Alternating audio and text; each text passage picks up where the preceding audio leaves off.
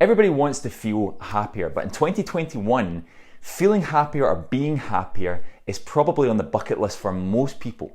So, how do we actually feel happier in 2021? Well, positive psychology can teach us a lot. So in this week's episode of Get Psyched, we're looking at how positive psychology can help you to feel happier in 2021.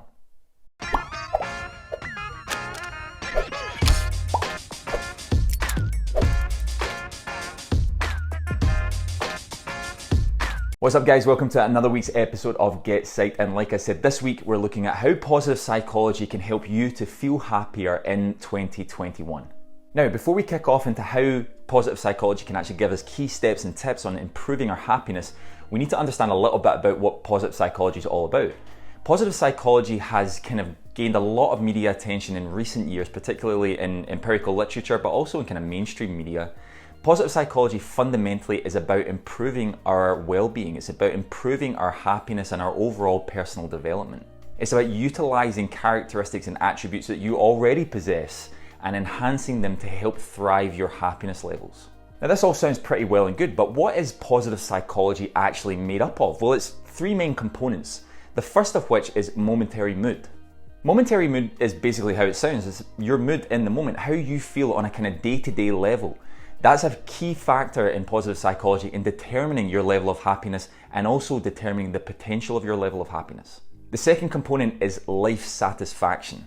Life satisfaction is basically your overall evaluation of your life. How do you sit back, look at your life, and how do you actually feel about it? When you think about all the different components that are included in your life, how much value do you obtain from them? How happy do they make you?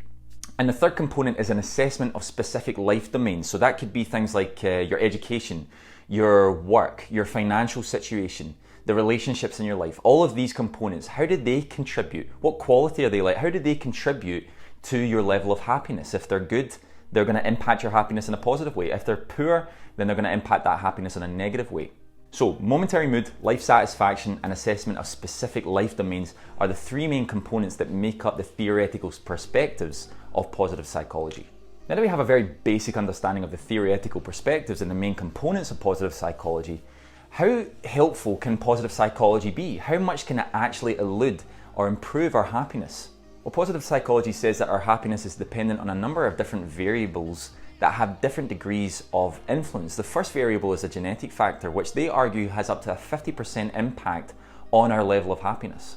Now, of course, this kind of thing is up for widespread debate, how much a genetic impact actually improves or impacts your happiness. But positive psychology researchers have found that up to 50% of our level of happiness is based off of a genetic impact.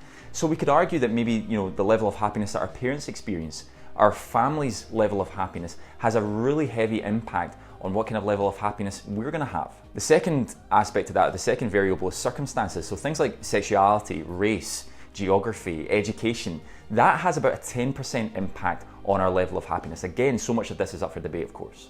Intentional activities make up about 40% of our level of happiness, according to positive psychology. So that includes things like our behavioral choices and our thinking patterns. So the things that we actually do and the way that we think about things has a huge impact on our level of happiness. Now, in many ways, this kind of thing can be quite encouraging. Again, so much of that is up for debate, but if you look at the genetic factor and our circumstances, many of those things that feel unchanging, that makes up about 60% of our level of happiness.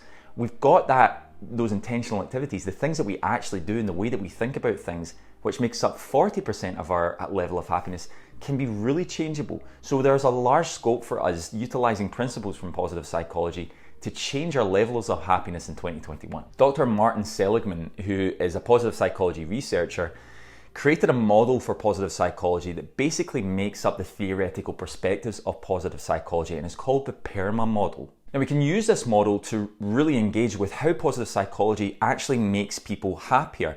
And the PERMA model, the word PERMA stands for different words. Each letter stands for a different thing.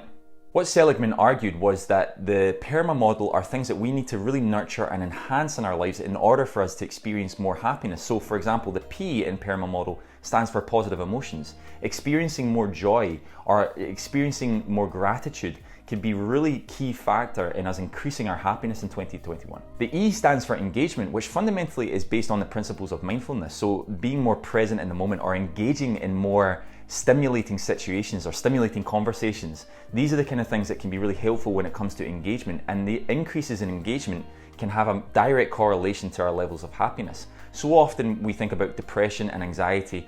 Those kind of things are very different to being in the present moment, being grateful for the present moment and absorbing the situations of the present moment.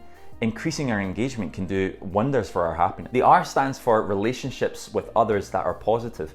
Now, Seligman argued that if we have more quality relationships rather than large numbers of relationships, that's going to have a direct correlation to increases in our happiness. So there's some real lessons to be learned here when it comes to relationships going forward into 2021 after what we've been through in 2020 and even the start of this year too, when so many of the relationships around us have felt fraught or distant. Actually engaging and enhancing and nurturing those relationships are going to work wonders for our levels of happiness in 2021. The M in PERMA model stands for meaning, and this fundamentally means a level of purpose or feeling like we have an influence over something. That sense of purpose, recently in particular in psychological research, has been shown to be one of the cornerstones of our mental well-being. If we feel that we have a purpose or a meaning in our life, if we're giving back to something, or if we have a direct positive influence on something, we're going to feel a heck of a lot better. When we miss those things or when we don't have that, that's when our mental well-being can go down, and the PERMA model shows that too.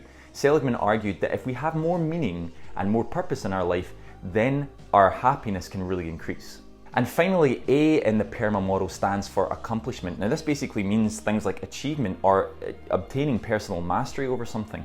Improving at a task, a hobby, a job, a relationship, having some kind of sense of accomplishment in our life is also paramount, according to positive psychology, for our happiness, and we can really think about that for 2021 as well. Okay, so what are some of the key lessons then that positive psychology, from what we've learned about positive psychology, can teach us about improving our happiness in 2021? Well, for me, the first point, and this is kind of based off of what Seligman talked about in the PERMA model within positive psychology, the first one for me is about gratitude.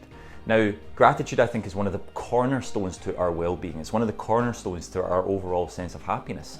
I see time and time again people that are chasing happiness. They're looking into the future and they're thinking, if I get more money, if I find a better relationship, if I have a bigger house or a nicer car, then eventually I'll be able to be grateful and be satisfied.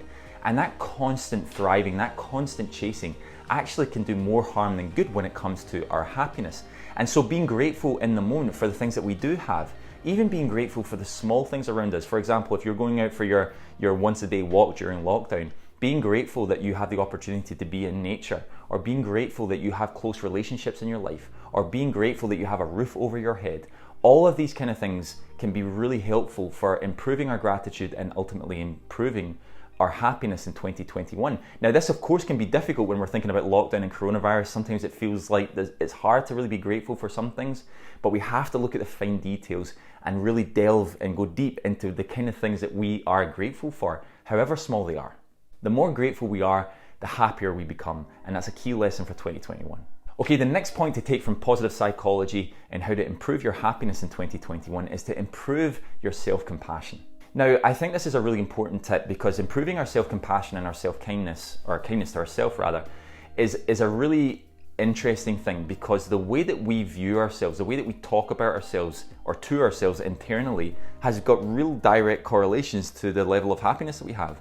I see time and time again, particularly people who with high anxiety and high depression, who have a really high sense of self-criticism, and that self-critical narrative can do nothing but deteriorate our happiness. And I see that in clients time and time again. If we're able to show a little bit more self-compassion, a little bit self-kindness, giving ourselves the things that we need in the moment on a day-to-day basis, and overall, our happiness can really improve. Okay, third point to take from positive psychology, and this comes from the A in PERMA model, the accomplishment side. It's about seeking healthy challenges. Now, what I mean by healthy challenges is about undertaking tasks that feel like a little bit of a stretch for us, but not too much. So one of the things we don't want to do is undertake massive tasks that we're not ready for and not prepared for and ultimately are going to fail at. So we want to undertake tasks or challenges that feel like just a little bit of a stretch. So for example, I know a lot of people personally who are doing what's called Couch to 5K, which is, we've been sitting on couches for so long, they get on this training program that eventually leads them to be able to run a 5K in a reasonable time. That's a stretch for a lot of people, of course it is. but it's not massive. They're not jumping out of the couch and going running in a marathon. They're setting small goals that feel like really healthy challenges that are still a bit of a stretch. And ultimately, if we're able to commit to those things, that sense of accomplishment is going to have a real impact on our happiness. Okay, the next point about increasing our happiness in 2021, based off of some of the principles of positive psychology, is nurturing quality relationships. And when I say this, what we need to recognize is about moving away from improving the quantity of our relationships. And we live in a world that's so based on quantity. The number of followers that we have on Instagram that we don't really know, the number of friends that we have on Facebook that we don't really know. We're all about quantity in relationships. And one of the things that we really need to think about, particularly in 2021, is the quality of those relationships. And again, Seligman's PERMA model in positive psychology talks to us about how the improvement of quality relationships is going to have a direct impact on our happiness. And it's so important for the happiness levels for us in 2021. And now my final point for improving our happiness in 2021 based off of positive psychology principles is visualizing the day ahead and doing it the night before. That process of visualization can really help with our engagement. Again, engagement is really important with the PERMA model and with positive psychology according to Seligman. It can really help with engaging the process of how we want our day to go. So visualizing the night before how you want your day to unfold, the kind of things that you want to achieve, the relationships you want to nurture, the things that you want to be grateful for, the things that ultimately are going to bring you more happiness. How can you visualize how your day might unfold? Of course, you're not going to be able to do it minute by minute, and you're not always going to be totally accurate, of course, but that process of visualization can actually be really, really powerful. Plenty of professional sports athletes use a process of visualization for their games in order to feel more prepared and more equipped. We can use those principles when it comes to our happiness in 2021. Okay guys, thank you so much for watching this week's episode of Get Psyched. This week we've been taking a look at improving our happiness from positive psychology in 2021. If you've enjoyed today's video, then make sure to hit that like button and you can comment and I'll be sure to get back to you. And if you've been enjoying Get Psyched as a whole, then make sure to subscribe to us and you can hit that little bell next to the subscribe button and you'll get weekly reminders every time we upload. Thanks again for watching guys, and hopefully catch you next week.